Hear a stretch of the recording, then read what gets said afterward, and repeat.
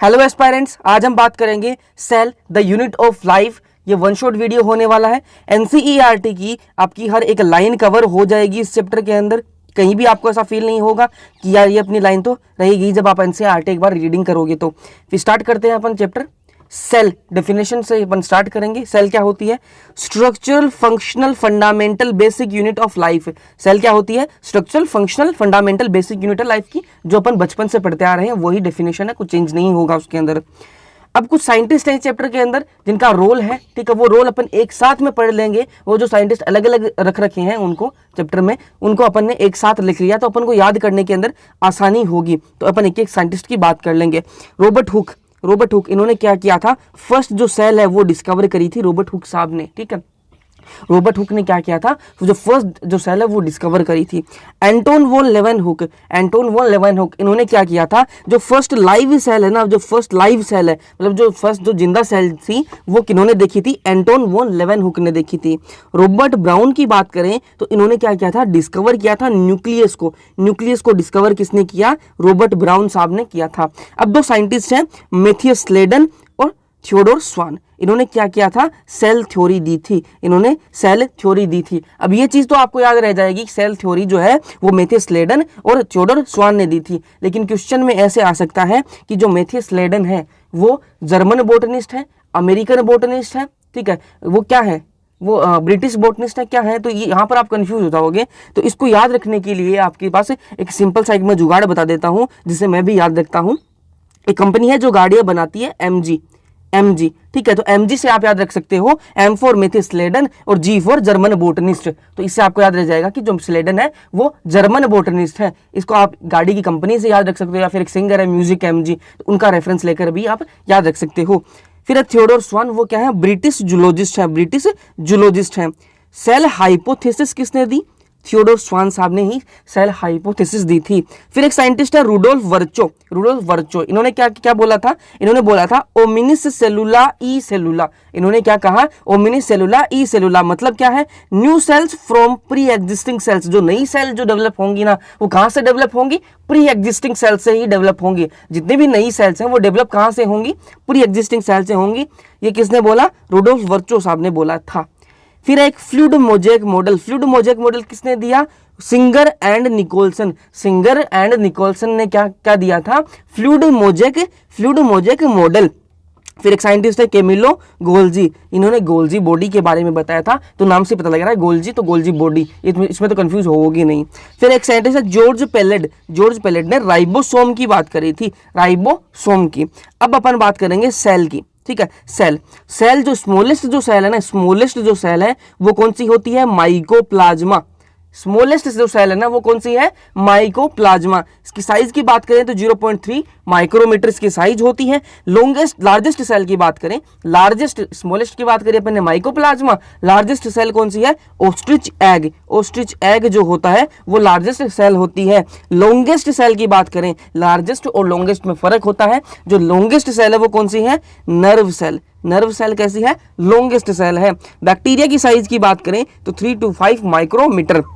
RBC की बात करें, जो रेड ब्लड सेल्स हैं उनकी साइज कितनी होती है? 7 micrometer. Different shape and function, जो उनका फंक्शन, हर सेल का अलग फंक्शन होता है, तो उनकी फंक्शन के अकॉर्डिंग उनकी शेप होती है, या फिर आप ये समझो कि उनकी शेप अलग होती है, हर सेल की शेप अलग होती है, तो जो फंक्शन है उसके अकॉर्डिंग उनकी शेप होती है, या फिर शेप के अकॉर्डिंग उनका फंक्शन होता है। अब बात करें जो सेल के अंदर न्यूक्लियर मेम्ब्रेन, अगर प्रेजेंट है ना, तो वो होगी यूकारियोटिक सेल, और अगर एब्सेंट है न्यूक्लियर मेम्ब्रेन, अगर सेल के अंदर एब्सेंट है तो वो होगी प्रोकारियोटिक सेल।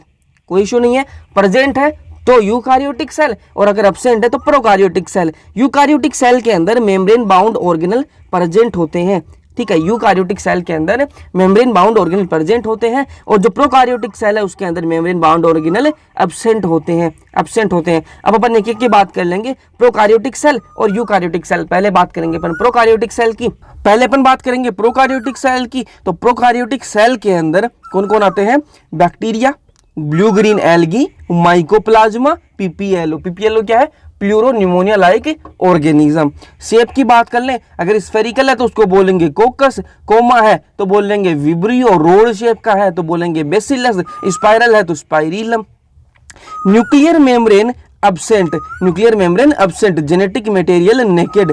अब देखो न्यूक्लियस के अंदर क्या है, जेनेटिक मटेरियल होता है, ये अपन को पता है। अब न्यूक्लियर मेम्ब्रेन नहीं है, न्यूक्लियर मेम्ब्रेन अब्सेंट है, तो जो जेनेटिक मटेरियल है वो कैसा होगा, नेकेड होगा। जेनेटिक मटेरियल कैसा होगा, naked. Genomic DNA plus plasmid, ठीक है, जीनोमिक डीएनए होता है, उसके साथ साथ क्या होता है, इनमें प्लाज्मिड डीएनए भी होता है। प्लाज्मिड डीएनए क्या है, स्मॉल है, सर्कुलर है, ठीक है, नेकेड है, और इसमें खास बात क्या है, रेजिस्टेंस टू एंटीबायोटिक से, एंटीबायोटिक से ये रेजिस्टेंस प्रोवाइड कराता है, किसको, बैक्टीरियाज को, इनको। तो जीनोमिक डीएनए के साथ साथ में इनके अंदर प्लाज्मिड भी प्रेजेंट होता है। अब अपन बात करेंगे सेल एनवेलप की, सेल एनवेलप की। सेल एनवेलप क्या है, 3 लेयर से बना हुआ होता है, 3 लेयर, ठीक है, 3 लेयर से ये बना हुआ होता है।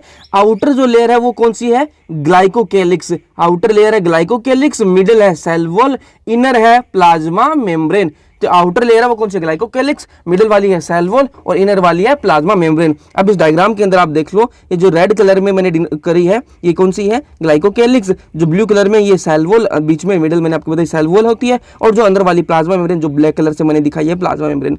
अब ये जो एक स्ट्रक्चर दिख रहा है यहाँ पर आपको, ठीक है, यहाँ पर ये जो स्ट्रक्चर निकलता हुआ दिख रहा है प्लाज्मा मेम्ब्रेन से, ये क्या है, मीजोसोम है, मीजोसोम, जो किसका एक्सटेंशन है, प्लाज्मा मेम्ब्रेन का एक्सटेंशन है। अब बात करें ग्लाइकोकेलिक्स की, तो ग्लाइकोकेलिक्स अगर लूज शीथ है ना, लूज शीथ है तो बोलेंगे स्लाइम लेयर, ठीक है, लूज शीथ है तो बोलेंगे स्लाइम लेयर, और अगर थिक और टफ है, थिक और टफ है तो बोलेंगे कैप्सूल, ठीक है, थिक और टफ है तो कैप्सूल।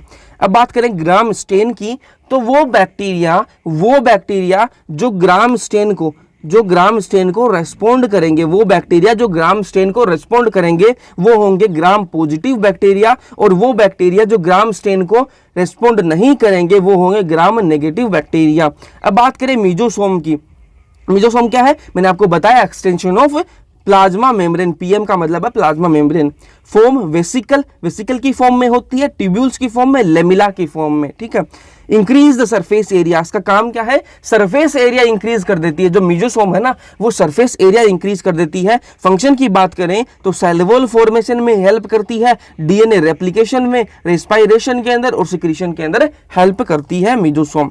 क्रोमेटोफोर्स की बात करें, क्रोमेटोफोर्स तो क्या है, मेम्ब्रेनस एक्सटेंशन है, ये भी क्या है, मीजोसोम की तरह क्या है, मेम्ब्रेनस एक्सटेंशन है, और कहां प्रेजेंट होता है, इन साइनोबैक्टीरिया, साइनोबैक्टीरिया के अंदर ये प्रेजेंट होता है। फिर बात करें अपन गैस वैक्यूल की, गैस वैक्यूल की, तो found in blue green purple green photosynthetic bacteria के अंदर ये प्रेजेंट होता है। गैस वैक्यूल कहां प्रेजेंट होता है, blue green purple green photosynthetic bacteria के अंदर ये प्रेजेंट होता है। अब बात करें अपन सरफेस स्ट्रक्चर की, सरफेस स्ट्रक्चर्स की, तो 3 स्ट्रक्चर सरफेस स्ट्रक्चर, फ्लैजिला है, पिलाई है और फिम्ब्री है, ठीक है, फ्लैजिला, पिलाई और फिम्ब्री, तीनों का क्या क्या डिफरेंस है, क्या क्या काम होते हैं वो अपन देख लेंगे। फ्लैजिला का काम क्या है, ये मूवमेंट कराएगा, फ्लैजिला क्या कराएगा, मूवमेंट कराएगा, ठीक है। इसके 3 पार्ट हैं फ्लैजिला के अंदर, एक फिलामेंट होता है फ्लैजिला के अंदर, एक हुक होता है और एक बेसल बॉडी, बेसल बॉडी होती है, हुक होता है और एक फिलामेंट होता है, फिलामेंट, हुक और बेसल बॉडी। पिलाई की बात करें तो इसका काम क्या है, अटैचमेंट का काम है भैया, इसका पिलाई का काम है अटैचमेंट का। पिलीन प्रोटीन, पिलीन प्रोटीन से ये बनी हुई होती है, जो पिलाई जो है वो पिलीन प्रोटीन से बनी हुई होती है। फिम्ब्री की बात करें, फिम्ब्री की बात करें तो अटैचमेंट का काम होता है इसका भी, फिम्ब्री का काम भी क्या होता है, अटैचमेंट का काम होता है। और कैसे होता है, ये ब्रिसल लाइक फाइबर्स होते हैं, ब्रिसल लाइक फाइबर्स होते हैं। फिर बात करें अपन राइबोसोम की, प्रोकार्योटिक राइबोसोम की बात कर रहे हैं, तो जो राइबोसोम है वो एसोसिएटेड होता है प्लाज्मा मेम्ब्रेन के साथ में, पीएम के साथ में जो राइबोसोम है वो एसोसिएटेड होता है, पीएम मतलब प्लाज्मा मेम्ब्रेन। प्रोकार्योट की बात हो रही है तो जो राइबोसोम है वो कैसा होगा, 70S टाइप का होगा, 70S type, 50S plus 30S। यहाँ पर अपनी मैथ्स मत लगाना कि 50S प्लस 30S तो 80S हो गया, तो वो मैथ्स अपनी मत लगाना, 70S टाइप होता है जिसका मतलब 50S plus 30S ribosome prokaryotes के अंदर। फंक्शन की बात करें तो ये फंक्शन आप ध्यान से समझ लो, इसका रोल आगे भी आएगा। तो जो फंक्शन है वो क्या है इसका, प्रोटीन सिंथेसिस, राइबोसोम का जो फंक्शन है वो क्या होता है, प्रोटीन सिंथेसिस, प्रोटीन बनाने का काम होता है राइबोसोम का। तो ये चीज आप याद रखना, जो राइबोसोम है उसका काम क्या है, प्रोटीन सिंथेसिस। पॉलीराइबोसोम या फिर पोलीसोम क्या होता है, राइबोसोम प्लस एमआरएनए। राइबोसोम और एमआरएनए दोनों साथ में होना, राइबोसोम और एमआरएनए अगर दोनों साथ में है तो क्या बोलेंगे उनको, पोलीसोम या फिर पॉलीराइबोसोम बोलेंगे। फिर बात करेंगे अपन इंक्लूजन बॉडीज की। इंक्लूजन बॉडीज क्या होती हैं, reserve material stored in the form of inclusion bodies. जो रिजर्व मटेरियल है ना वो किसकी फॉर्म में स्टोर होता है, इंक्लूजन बॉडीज की फॉर्म में स्टोर होता है। ठीक है, जो रिजर्व मटेरियल है वो किसकी फॉर्म में स्टोर होता है, इंक्लूजन बॉडीज की फॉर्म में। फोस्फेट ग्रेन्यूल्स, साइनोफाइसिन ग्रेन्यूल्स और ग्लाइकोजन ग्रेन्यूल्स। ठीक है, अब बात करेंगे अपन नॉन मेम्ब्रेन बाउंड स्ट्रक्चर्स की। नॉन मेम्ब्रेन बाउंड स्ट्रक्चर्स क्या है, कौन कौन से हैं, ये आप यहीं एक बार में देख लो। ठीक है, तो आपको मतलब बाद में कंफ्यूजन नहीं होगी यार कौन से नॉन मेम्ब्रेन बाउंड होते हैं और कौन से मेम्ब्रेन बाउंड होते हैं।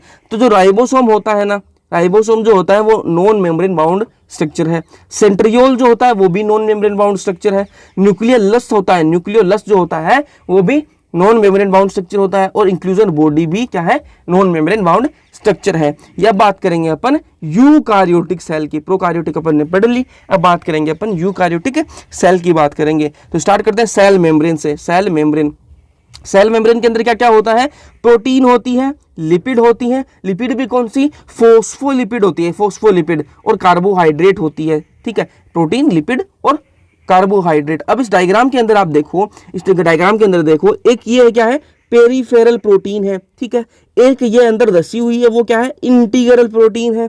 ठीक है, और ये फोस्फोलिपिड बाइलेयर। बाइलेयर क्यों बोल रहे हैं, क्योंकि दो लेयर प्रेजेंट है। ध्यान से देखना आप इस डायग्राम को, तो जो ऊपर जो प्रेजेंट है, जो हेड से प्रेजेंट है, मतलब जो राउंड राउंड जो सर्कल से प्रेजेंट है, ठीक है, वो क्या है, हेड है। ठीक है, और उस सर्कल के नीचे जो हेड है उसके नीचे आप ध्यान से देखोगे तो आपको दो थ्रेड से लटकते हुए नजर आएंगे।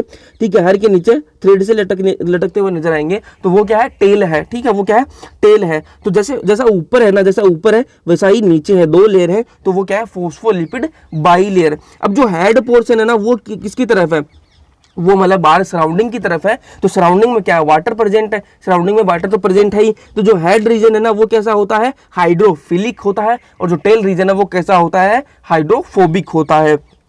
अब ये जो लेयर है ना, जो फोस्फोलिपिड की जो बाई लेयर है, ये एकदम से सॉलिड नहीं है कि एकदम से स्टिफ है, स्टिफ नहीं है, इसके अंदर थोड़ा बहुत मूवमेंट हो सकता है प्रोटीन्स का। ये अपन बात करेंगे। एरिथ्रोसाइट की बात करें, एरिथ्रोसाइट आरबीसी के अंदर प्रोटीन कितनी होती है और लिपिड कितनी होती है, परसेंटेज का बताया है इनका।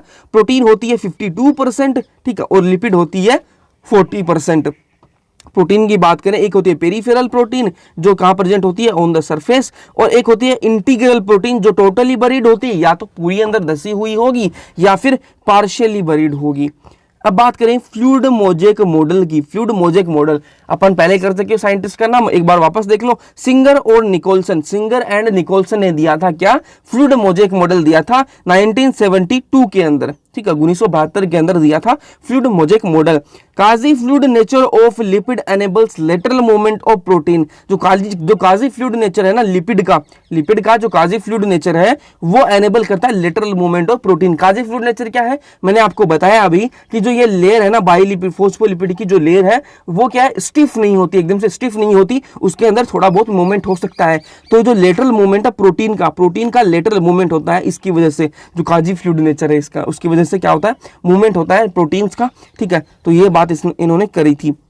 Ability to move within the membrane, membrane के अंदर मूव करने की जो एबिलिटी है ना, इसको कैसे मेजर करते हैं, is measured at its fluidity, इसकी फ्लूइडिटी के रूप में मेजर किया जाता है। अब बात करें अपन प्लाज्मा मेम्ब्रेन की, तो ट्रांसपोर्ट ऑफ मॉलिक्यूल्स का जो ट्रांसपोर्ट करने में कौन हेल्प करता है, प्लाज्मा मेम्ब्रेन, क्योंकि प्लाज्मा मेम्ब्रेन के थ्रू ही वो ट्रांसपोर्ट होते हैं सारी चीजें। सिलेक्टिवली परमिएबल होती है, मतलब ऐसा नहीं है कि कोई भी आ रहा है कोई भी जा रहा है, ऐसा नहीं होता। इसका जो सिलेक्टिव है, मतलब सिलेक्ट करेगी कि ये इसको जाना है, इसको बाहर जाना है, इसको अंदर आना है, इसको बाहर जाना है, तो सिलेक्ट करेगी प्लाज्मा मेम्ब्रेन। अब दो टाइप के ट्रांसपोर्ट है, एक पैसिव ट्रांसपोर्ट और एक एक्टिव ट्रांसपोर्ट। नाम से पता लगा पैसिव के अंदर कोई एनर्जी का रिक्वायरमेंट नहीं होगी और एक्टिव ट्रांसपोर्ट के अंदर एनर्जी लगेगी। डिफ्यूजन, न्यूट्रल सोल्यूट अगर है, न्यूट्रल सोल्यूट्स अगर उनको ट्रांसपोर्ट करना है तो वह कैसे हो जाएंगे, डिफ्यूजन से। High concentration to low concentration इनका मूवमेंट होगा, हाई कंसंट्रेशन से लो कंसंट्रेशन इनका मूवमेंट होगा। Osmosis, movement of water by diffusion, water का जो मूवमेंट है डिफ्यूजन के थ्रू उसको क्या बोलेंगे, ओस्मोसिस। अब बात करें एक्टिव ट्रांसपोर्ट की, तो न्यूट्रल सोल्यूट डिफ्यूजन के थ्रू गए थे, तो यहां पर पोलर मॉलिक्यूल्स की बात करेंगे। पोलर मॉलिक्यूल्स जिनको कैरियर प्रोटीन की जरूरत होगी, कैरियर प्रोटीन की जरूरत होगी, मॉलिक्यूल्स या फिर आयंस लो कंसेंट्रेशन से हाई कंसेंट्रेशन की तरफ जाएंगे। ठीक है, पैसिव के अंदर हाई कंसेंट्रेशन से लो कंसेंट्रेशन आए थे, लेकिन एक्टिव ट्रांसपोर्ट के अंदर क्या होगा, लो कंसेंट्रेशन से हाई कंसेंट्रेशन पर जाएंगे। और एग्जांपल की बात करें तो एग्जांपल क्या है, Na+K+ pump, sodium potassium pump जो है वो एक्टिव ट्रांसपोर्ट का एग्जांपल होता है। अब बात करें अपन सेल वॉल की, सेल वॉल की, तो non living rigid structure, cell wall कैसा होता है, नॉन लिविंग रिजिड स्ट्रक्चर है। फंक्शन की बात करें तो शेप ऑफ सेल, सेल का जो शेप है उसको बनाने में हेल्प करता है। सेल प्रोटेक्शन, सेल की प्रोटेक्शन करता है। सेल टू सेल इंटरेक्शन, दो सेल्स के बीच में इंटरेक्शन कराता है। और प्रोवाइड बैरियर, और बैरियर प्रोवाइड भी कराता है सेल को। एल्गी के अंदर सेल वॉल कैसी होती है, cell wall made up of cellulose, galactans, mannans, minerals. जो एल्गी के अंदर जो सेल वॉल है वो किससे बनी हुई होती है, सेलुलोज से, गैलेक्टन से, मेनन से और मिनरल से। ठीक है, मिनरल्स कौन से, CaCO3। प्लांट सेल वॉल की बात करें, प्लांट के अंदर सेल वॉल कैसी होती है, cellulose, hemicellulose, pectins, protein. Cellulose, hemicellulose, pectins और प्रोटीन, ये किसके अंदर है, प्लांट सेल वॉल की बात कर रहे हैं। यंग प्लांट कोई है तो उसके अंदर होगी प्राइमरी सेल वॉल, और मैच्योर हो गया तो वो सेकेंडरी सेल वॉल के अंदर डेवलप हो जाती है। मिडल लेमिला की बात करें, मिडल लेमिला की बात करें तो किससे बना हुआ होता है middle lamella, made up of calcium pectate, calcium pectate से बना हुआ होता है मिडल लेमिला। अब बात करेंगे अपन एंडोमेम्ब्रेन सिस्टम की, एंडोमेम्ब्रेन सिस्टम की, तो एंडोमेम्ब्रेन सिस्टम के अंदर चार चीजें हैं, endoplasmic reticulum, Golgi complex, lysosome और वैक्यूल्स। एंडोप्लाज्मिक रेटिक्यूलम होता है, गोल्जी कॉम्प्लेक्स होता है, लाइसोसोम होता है और वैक्यूल होता है, किसके अंदर, एंडोमेम्ब्रेन सिस्टम के अंदर। अब इनकी अपन एक एक की बात कर लेंगे।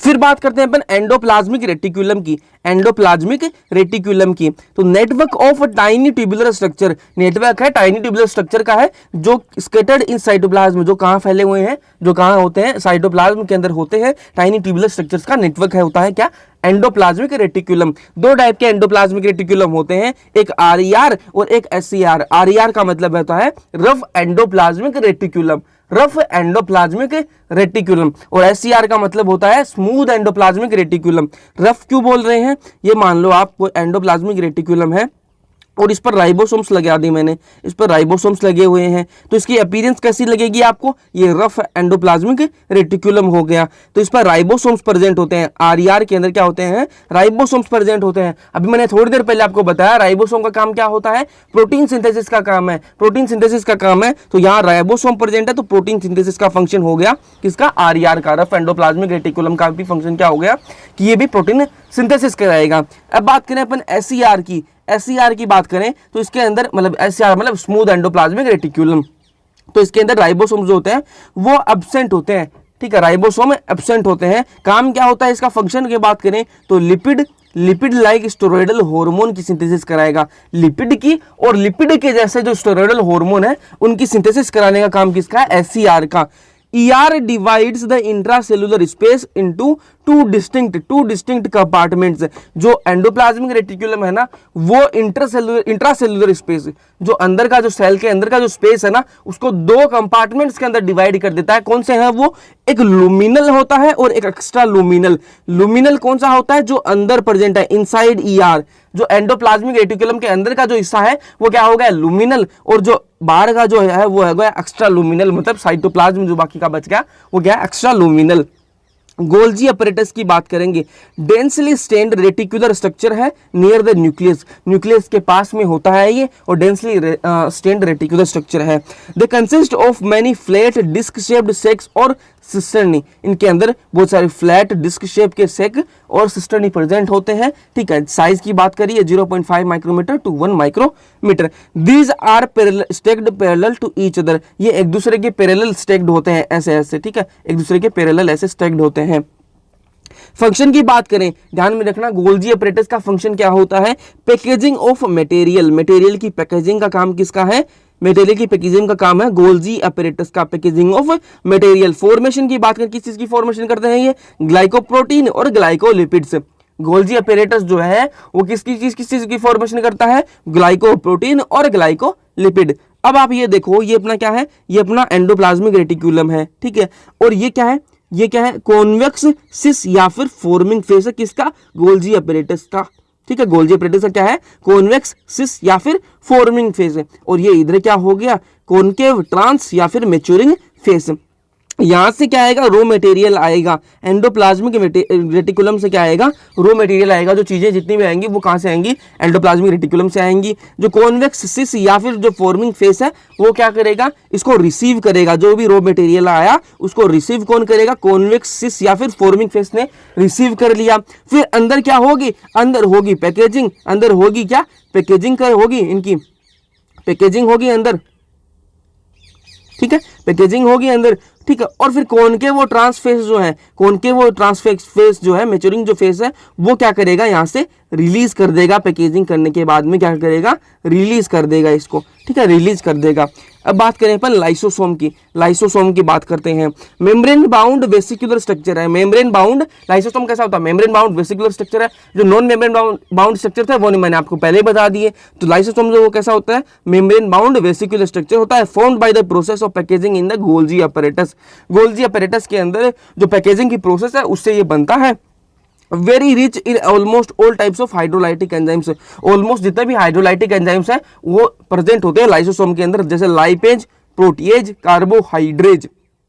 Enzymes active at acidic pH, जो एंजाइम्स है लाइसोसोम के, जो एंजाइम्स है वो कहाँ कब एक्टिव होते हैं, एसिडिक पीएच पर एक्टिव होते हैं, एसिडिक पीएच पर एक्टिव होते हैं। डाइजेशन ऑफ कार्बोहाइड्रेट्स के डाइजेशन में, प्रोटीन्स के डाइजेशन में, लिपिड्स के डाइजेशन में और न्यूक्लिक एसिड के डाइजेशन में इनमें इनका रोल होता है। अब बात करेंगे अपन वैक्यूल्स की, वैक्यूल, ठीक है, वैक्यूल क्या होता है, ये membrane bound space in cytoplasm, cytoplasm के अंदर एक मेम्ब्रेन बाउंड स्पेस होता है, ठीक है, वैक्यूल। और इसकी जो मेम्ब्रेन होती है उसको क्या बोलते हैं, टोनोप्लास्ट। इसकी जो मेम्ब्रेन है उसको क्या बोलते हैं अपन, टोनोप्लास्ट। टोनोप्लास्ट मेम्ब्रेन कहाँ होती है, वैक्यूल के अंदर। It contains water, water contain करता है, शेप, एक्सक्रीटरी प्रोडक्ट और नॉन यूजफुल जो मटेरियल जो होता है वो कहां प्रेजेंट होता है, वैक्यूल के अंदर प्रेजेंट होता है। Vacuole can occupy 90% of cell volume, जो वैक्यूल होता है ना वो 90% सेल वॉल्यूम का ऑक्यूपाई कर सकता है। Tonoplast facilitate transport of ions against concentration gradient, जो टोनोप्लास्ट जो होता है ना वो क्या करता है, ट्रांसपोर्ट ऑफ आयंस, आयंस का ट्रांसपोर्ट कराता है। टोनोप्लास्ट जो है वो फैसिलिटेट करती है transport of ions against concentration gradient, concentration gradient के अगेंस्ट क्या करती है, वो क्या कराती है, आयंस का ट्रांसपोर्ट कराती है। कॉन्ट्रेक्टाइल वैक्यूल, कॉन्ट्रेक्टाइल वैक्यूल कहां प्रेजेंट होती है, in amoeba for osmo regulation, osmo regulation के लिए अमीबा के अंदर प्रेजेंट होती है, ठीक है। कॉन्ट्रेक्टाइल वैक्यूल काम क्या है, ऑस्मो रेगुलेशन और एक्सक्रीशन का काम होता है कॉन्ट्रेक्टाइल वैक्यूल का। और फूड वैक्यूल, फूड वैक्यूल देख दो चीजें, दो वैक्यूल है, एक तो कॉन्ट्रेक्टाइल वैक्यूल जो प्रेजेंट होता है अमीबा के अंदर, और एक होता है फूड वैक्यूल। फूड वैक्यूल जो कहां प्रेजेंट होता है, सम प्रोटिस्ट, कुछ प्रोटिस्ट है उनके अंदर ये फूड वैक्यूल पाया जाता है। अब बात करेंगे अपन माइटोकॉन्ड्रिया की, माइटोकॉन्ड्रिया की बात करें तो number depends on physiological activity of cell, एक सेल के अंदर कितने माइटोकॉन्ड्रिया प्रेजेंट होंगे तो वो डिपेंड किस पे करेगा, वो डिपेंड करेगा फिजियोलॉजिकल एक्टिविटी कितनी है, सेल कितना काम करती है वो, उसके हिसाब से वो डिपेंड करेगा कि उस सेल के अंदर कितने माइटोकॉन्ड्रिया प्रेजेंट हैं। माइटोकॉन्ड्रिया क्या होता है, पावर हाउस ऑफ सेल होता है, मतलब एनर्जी प्रोवाइड कराता है, ठीक है। सॉसेज शेप्ड या फिर सिलेंड्रिकल शेप का होता है। डायमीटर की बात करें तो 0.2 to 1 माइक्रोमीटर, लेंथ की बात करें तो 1 to 4.1 माइक्रोमीटर। दो मेम्ब्रेन प्रेजेंट होती हैं, have their own specific enzymes, और दोनों के पास में खुद के अपने एंजाइम्स हैं। ये देखो एक आउटर मेम्ब्रेन और एक इनर मेम्ब्रेन, ठीक है। ये अंदर वाला जो पार्ट है वो मैट्रिक्स हो गया, और ये इंटर मेम्ब्रेन स्पेस है अंदर, ठीक है, ये इंटर मेम्ब्रेन स्पेस हो गया, ठीक है, ये वाला। और ये क्या है, क्रिस्टा, ये जो बाहर अंदर स्ट्रक्चर से निकले हुए हैं ये क्या है, क्रिस्टा हो गई। पावर हाउस है ये, ठीक है, पावर हाउस है सेल का। पावर हाउस का मतलब एनर्जी प्रोवाइड कराएगा, और एनर्जी किस फॉर्म में होती है, एटीपी की फॉर्म में, तो एटीपी सिंथेसिस का काम होता है इसका। सिंगल सर्कुलर डीएनए होता है, ध्यान में रखना माइटोकॉन्ड्रिया का जो डीएनए होता है वो कैसा होता है, सिंगल सर्कुलर डीएनए होता है, और फ्यू आरएनए मॉलिक्यूल्स, और कुछ आरएनए के मॉलिक्यूल्स भी प्रेजेंट होते हैं। राइबोसोम की बात करें तो राइबोसोम इनके अंदर कैसा होता है, 70S टाइप का होता है, 70S टाइप का होता है। प्रोकार्योट से रिलेट करोगे आप, इनके अंदर एक सिंगल सर्कुलर डीएनए प्रोकार्योट जैसा, और एक राइबोसोम भी है, वो भी कैसा है, 70S टाइप का। और डिवाइड कैसे करते हैं, ये फिजन से डिवाइड करते हैं, फिजन से क्या करते हैं, ये डिवाइड करते हैं। अब बात करेंगे अपन प्लास्टिड की, प्लास्टिड की बात करें तो ये ऑल प्लांट्स के अंदर प्रेजेंट होते हैं, यूग्लेनोइड्स के अंदर प्रेजेंट होते हैं, और पिगमेंट्स की बात करेंगे, यहां पर पिगमेंट्स प्रेजेंट होंगे। 3 टाइप के हैं, क्लोरोप्लास्ट, क्रोमोप्लास्ट और ल्यूकोप्लास्ट। 3 टाइप के प्लास्टिड है, एक क्लोरोप्लास्ट हो गया, एक क्रोमोप्लास्ट और एक ल्यूकोप्लास्ट। एक एक की बात करेंगे। Chloroplast contain chlorophyll and carotenoid pigment. जो क्लोरोप्लास्ट है उसके अंदर कौन कौन से पिगमेंट होंगे, क्लोरोफिल होगा और केराटिनोइड पिगमेंट होगा, which are responsible for photosynthesis. और अपन को पता है कि क्लोरोफिल जो है वो किसके लिए रिस्पॉन्सिबल होता है, फोटोसिंथेसिस के लिए। तो जो क्लोरोफिल और केराटिनोइड है वो प्रेजेंट होंगे क्लोरोप्लास्ट के अंदर, और वो फोटोसिंथेसिस के लिए रिस्पॉन्सिबल होंगे। बात करें क्रोमोप्लास्ट की तो fat soluble carotenoid pigment like carotene, xanthophyll etcetera. ठीक, क्रोमोप्लास्ट के अंदर क्या कौन से प्रेजेंट है, केरोटीन और जेंथोफिल प्रेजेंट है, जो कि फेट सोल्यूबल केराटिनोइड पिगमेंट्स है कि ठीक है, कौन से, केरोटीन और जेंथोफिल। बात करें फिर ल्यूकोप्लास्ट की तो ल्यूकोप्लास्ट कैसा होता है, कलरलेस प्लास्टिड होता है। कैसा होता है, कलरलेस प्लास्टिड होता है। इसके अंदर 3 है, अमाइलोप्लास्ट, इलायोप्लास्ट और एल्यूरोप्लास्ट। अमाइलोप्लास्ट जो होता है ना वो क्या करता है, स्टोर करता है कार्बोहाइड्रेट को। ठीक है, अमाइलोप्लास्ट क्या करता है, कार्बोहाइड्रेट को स्टोर करता है, स्टार्च को स्टोर करता है। इलायोप्लास्ट जो होता है वो क्या करता है, स्टोर करता है ऑयल को और फेट को। ठीक है, स्टोर क्या करता है, ऑयल और फेट को कौन स्टोर करता है, इलायोप्लास्ट।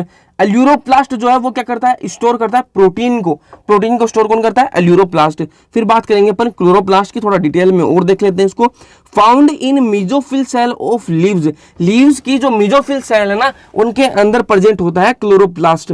लेंस शेप्ड का होता है, Oval, spherical, discoid, ribbon shape, ये इसके शेप दे रखे हैं। फिर लेंथ की बात करें तो 5 to 10 माइक्रोमीटर, विड्थ की बात करें तो 2 to 4 माइक्रोमीटर।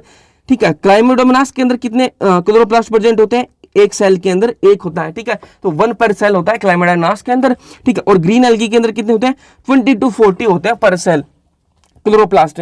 फिर डबल मेम्ब्रेन, 2 मेम्ब्रेन होती है, आउटर जो होती है वो मोर परमेएबल होती है, और जो इनर होती है वो लेस परमेएबल होती है। ठीक है, इनके अंदर जो स्मॉल और डबल स्टैंडर्ड डीएनए होता है, डीएनए कैसा होता है, डबल स्टैंडर्ड होता है और स्मॉल होता है। राइबोसोम की बात करें तो इसके अंदर भी 70S टाइप का राइबोसोम है। अब यहाँ पे आप देखो ये क्लोरोप्लास्ट है, ये तो अपनी लीफ होगी। ठीक है, अंदर ये जो राउंड है ये क्या अपना क्लोरोप्लास्ट है। ठीक है, अब ये जो ब्लू कलर में है, ये क्या है, थाइलेकोइड्स है। ये क्या है, थाइलेकोइड्स है। ठीक है, और ये रेड कलर में है, ये भी क्या है, थाइलेकोइड है। ठीक है, अब आप एक चीज देखना, ये जो अंदर का जो पोर्शन है ना ये क्या है, स्ट्रोमा है। ये क्या है, स्ट्रोमा। ठीक है, अब ये जो ब्लू कलर वाले जो थाइलेकोइड है ये एक दूसरे पर क्या है, स्टेक्ड है। ठीक है, पाइल अप है, एक दूसरे पर लगे हुए हैं, तो इनको क्या बोलेंगे अपन, ग्रेना। ठीक है, इस पूरे बंडल को क्या बोलेंगे अपन, ग्रेना। ठीक है, ग्रेना बोलेंगे। तो इनको ग्रेना बोलेंगे, तो एक थाइलेकोइड को अपन क्या बोल देंगे, ग्रेनल थाइलेकोइड बोल देंगे, ग्रेनल थाइलेकोइड बोल देंगे, थाइलेकोइड बोल देंगे। अब ये जो रेड कलर वाला थाइलेकोइड है ये स्ट्रोमा के अंदर प्रेजेंट है, तो इसको क्या बोल देंगे, स्ट्रोमल थाइलेकोइड बोल देंगे, स्ट्रोमल थाइलेकोइड, थाइलेकोइड बोल देंगे। अब बात करेंगे अपन राइबोसोम की, राइबोसोम की बात करेंगे तो राइबोसोम जो है वो composed of RNA and protein, RNA protein से कंपोज। ठीक है, क्या करता है, प्रोटीन और आरएनए और प्रोटीन। ठीक है, कैसा होता है, 80S टाइप का, 60S + 40S। यहाँ पे अपनी मैथ मत लगाना। ठीक है, 80S होता है, 80S टाइप का राइबोसोम होता है। यूकारियोट सेल की बात कर रहे हैं अपन, तो 60S + 40S। यहाँ पर एस क्या होती है, स्वेडबर्ग यूनिट होती है, स्वेडबर्ग यूनिट या फिर सेडिमेंटेशन कोफिशिएंट होता है ये, जो कि डेंसिटी और साइज बताता है। डेंसिटी और साइज के मतलब उसकी मेजरमेंट के हिसाब से ये होती है। ठीक है, साइटोस्केलेटन की बात करें फिर, साइटोस्केलेटन की, तो नेटवर्क ऑफ फिलामेंटस प्रोटेनियसिस स्ट्रक्चर होता है कि देख, माइक्रोट्यूब्यूल, माइक्रोफिलामेंट और इंटरमीडिएट फिलामेंट साइटोप्लाज्म के अंदर। ठीक है, ये नेटवर्क है किसका, फिलामेंटस प्रोटेनियस स्ट्रक्चर का। कौन कौन से हैं, माइक्रोट्यूब्यूल, माइक्रोफिलामेंट और इंटरमीडिएट फिलामेंट्स। ठीक है, फंक्शन की बात करें तो मैकेनिकल सपोर्ट प्रोवाइड कराने का काम होता है, मोटिलिटी, मेंटेनेंस ऑफ शेप, ठीक है, मैकेनिकल सपोर्ट प्रोवाइड कराता है साइटोस्केलेटन, मोटिलिटी का काम होता है और मेंटेनेंस ऑफ शेप को मेंटेन करने में हेल्प करता है। फिर बात करें अपन सीलिया और फ्लैजिला की। सीलिया और फ्लैजिला क्या होते हैं? ये hair like outgrowth of cell membrane. Cell membrane जो होती है वहां से एक हेयर लाइक आउटग्रोथ होती है, किसकी? सीलिया और फ्लैजिला की। सीलिया की बात करें, causing the movement of either the cell और सराउंडिंग फ्लूइड, या तो ये सेल का मूवमेंट कराएंगी या फिर सराउंडिंग फ्लूइड का। सराउंडिंग फ्लूइड मूव करेगा तो सेल भी मूव करेगी, तो ये काम किसका है? सीलिया का। फ्लैजिला जो है वो क्या है? लोंगर देन सीलिया, सीलिया से बड़ा होता है, लंबा होता है, जो लोंगर है फ्लैजिला, ठीक है। सेल मूवमेंट कराता है, मूवमेंट किसका कराता है? सेल का मूवमेंट कराएगा। बैक्टीरियल फ्लैजिला का जो स्ट्रक्चर है वो डिफरेंट होता है, बैक्टीरिया की जो फ्लैजिला है उसका स्ट्रक्चर डिफरेंट होता है। Both cilium and flagella emerge from centriole like structure called basal body, ठीक है। एक बेसल बॉडी स्ट्रक्चर होता है जो अपन थोड़ा आगे पढ़ेंगे। जो बेसल बॉडी है वहां से इमर्ज होती है सीलियम और फ्लैजिला। फ्लैजिलम और सीलियम, सीलिया और जो फ्लैजिला है वो कहां से निकलती हैं? बेसल बॉडी से निकलती हैं। अब ये एनसीईआरटी के अंदर डायग्राम दे रखा है, ये देख लो आप। ये जो बीच में जो प्रेजेंट है इनको क्या बोलेंगे? क्या है? माइक्रोट्यूब्यूल है। तो इस बीच में प्रेजेंट है तो सेंटर में प्रेजेंट है तो सेंट्रल माइक्रोट्यूब्यूल हो गए। पेरीफेरी पे भी माइक्रोट्यूब्यूल प्रेजेंट है जो कि डबल है, ठीक है, दो प्रेजेंट है तो ये क्या है? पेरीफेरल माइक्रोट्यूब्यूल हो गए। और दो के जोड़े में प्रेजेंट है तो इनको बोल देंगे अपन डबलेट बोल देंगे, ठीक है। ये वाली लेयर होगी प्लाज्मा मेम्ब्रेन। और ये जो निकल रहे हैं, देखिए यहाँ पे देखो आप, ये जो डबलेट है ना, ये जो डबलेट है यहाँ से स्ट्रक्चर निकल रहा है किसकी तरफ? माइक्रोट्यूब्यूल की तरफ एक स्ट्रक्चर निकल रहा है यहाँ से, ऐसे देखो। ये जो है ये क्या है? रेडियल स्पोक है। ये क्या है? रेडियल स्पोक है। और ये अंदर क्या प्रेजेंट है? सेंट्रल सीध प्रेजेंट है, सेंट्रल सीध प्रेजेंट है। फिर बात करेंगे अपन सेंट्रोसोम की। सेंट्रोसोम क्या होता है? दो सेंट्रियोल हैं जो आपस में परपेंडिकुलरली क्या है? अरेंज्ड है। दो सेंट्रियोल आपस में परपेंडिकुलर है, ठीक है, तो वो क्या है? सेंट्रोसोम होता है। अब एक सेंट्रियोल को अपन टॉप व्यू देखेंगे इसका क्या देखेंगे? तो अपन टॉप व्यू देखेंगे तो कुछ अपन को इस प्रकार का नजर आएगा, ये कुछ ऐसा नजर आएगा। तो ये डायग्राम अपन देख लेते हैं। इसके अंदर क्या है? इसके अंदर 9 फाइब्रिल्स प्रेजेंट है। 1 2 3 4 5 6 7 8 और 9 9 फाइब्रिल्स प्रेजेंट होते हैं जो किसके बने हुए हैं? ट्यूबुलिन से बने हुए होते हैं, ठीक है। ईच फाइब्रिल ट्रिपलेट, ठीक है। तो एक फाइब्रिल, ये जो फाइब्रिल है कितने हैं इसमें? 3 प्रेजेंट है तो इसको क्या बोलेंगे अपन? ट्रिपलेट बोलेंगे। क्या बोलेंगे अपन? ट्रिपलेट बोलेंगे। फिर सेंट्रियोल्स फॉर्म बेसल बॉडी, ठीक है। जो सेंट्रियोल्स है वो क्या बनाते हैं? बेसल बॉडी बनाते हैं। अभी मैंने थोड़ी देर पहले बताया कि जो सीलिया और जो फ्लैजिला है वो इमर्ज कहां से होते हैं? कहां से इमर्ज होते हैं? कहां से निकलते हैं? बेसल बॉडी से। और बेसल बॉडी कौन बना रहा है? सेंट्रियोल। तो centriole form basal body of cilia और फ्लैजिला एंड स्पिंडल फाइबर्स। बात करेंगे अपन न्यूक्लियस की, तो ये न्यूक्लियस है अपना। इसके अंदर ये प्रेजेंट क्या है? क्रोमेटिन प्रेजेंट है। जो धागे से प्रेजेंट होते हैं वो क्रोमेटिन है। ये बाहर क्या है? न्यूक्लियर मेम्ब्रेन है। अंदर जो भरा हुआ है वो न्यूक्लियोप्लाज्म, ठीक है। और जो न्यूक्लियर मेम्ब्रेन के बीच में जो भरा हुआ है वो क्या है? Perinuclear space. उसको क्या बोलेंगे? Perinuclear space. ये अंदर क्या है? न्यूक्लियोलस है। और ये जो बीच में पोर प्रेजेंट है इसको क्या बोलेंगे? Nuclear pore. न्यूक्लियर पोर का काम क्या है? फंक्शन ऑफ न्यूक्लियर पोर की बात करें तो movement of RNA and protein. RNA और जो प्रोटीन का जो मूवमेंट है बोथ डायरेक्शन से, दोनों डायरेक्शन के अंदर आरएनए और प्रोटीन का मूवमेंट जो है वो किसके थ्रू होता है? न्यूक्लियर पोर के थ्रू होता है। ये अपना क्रोमोसोम है। क्रोमोसोम आप देख लो, ये जो ब्लैक कलर के अंदर है, ब्लैक कलर के अंदर ये क्या है? सेंट्रोमियर। और जो रेड कलर में इसमें लगे हुए हैं ये क्या होते हैं? काइनेटोकोर होते हैं। और ये जो ब्लू कलर के अंदर मैंने दर्शाए हैं ये क्या है? क्रोमेटिड है। अब एक सेंट्रोमियर पर 2 क्रोमेटिड लगे हुए होते हैं, उसको क्या बोलते हैं अपन? सिस्टर क्रोमेटिड बोलते हैं उनको, ठीक है। अब आप ये देख लो, ये डायग्राम दे रखे हैं एनसीईआरटी के अंदर। मेटासेंट्रिक के अंदर क्या है? बीच में दोनों की ये और ये जो लेंथ है ये ऑलमोस्ट इक्वल होती है। सब मेटासेंट्रिक की बात करें तो इसके अंदर जो नीचे वाली जो लेंथ है ना ये तो बराबर, ये तो सब में बराबर है। इनके अंदर सब के अंदर ये नीचे वाली लेंथ वो है, वो तो एग्जैक्ट वही रहती है। वो ऊपर वाली जो लेंथ है ना, ये जो लेंथ ये छोटी होती जाती है। सब मेटासेंट्रिक के अंदर थोड़ी छोटी हो जाएगी, एक्रोसेंट्रिक के अंदर और छोटी हो जाएगी, टीलोसेंट्रिक के अंदर ऑलमोस्ट गायब ही हो जाती है। फिर बात करें माइक्रोबॉडीज की, तो माइक्रोबॉडीज की बात करें तो minute vesicles in plant and animals. Plant और एनिमल के अंदर माइन्यूट वेसिकल्स के रूप में माइक्रोबॉडीज प्रेजेंट होते हैं। और ये क्या करते हैं? कंटेन एंजाइम्स कंटेन करते हैं माइक्रोबॉडीज। तो ये अपना चैप्टर हो गया है complete. Cell the unit of life, हर एक चीज आपकी एनसीईआरटी की ऑलमोस्ट कवर हो चुकी है, ऑलमोस्ट क्या सभी चीज कवर हो चुकी है आपकी एनसीईआरटी की। तो एक बार आप रीडिंग लगाओगे तो आपको कहीं भी ऐसा फील नहीं होगा कि यार ये चीज तो अपनी हुई ही नहीं। ठीक है, तो ये अपना चैप्टर हो गया कंप्लीट। आपको स्क्रीन पर टेलीग्राम और इंस्टा के हैंडल आ रहे होंगे, टेलीग्राम पर आप ज्वाइन कर लो, जहां पर आपको mind map, short notes, PDF वगैरह मिलती रहेंगी, जो पीवाईक्यू वगैरह है, जो जितना भी स्टडी मटेरियल है वो सारा में आपको मिलता रहेगा टेलीग्राम पर। तो टेलीग्राम आप ज्वाइन कर लो, इंस्टा पे फॉलो कर लो। कोई भी क्वेश्चन है, कोई भी क्वेरी है तो कमेंट सेक्शन में कमेंट कर दो। वीडियो अगर पसंद आए तो लाइक कर देना, चैनल को सब्सक्राइब कर लेना। Thank you so much.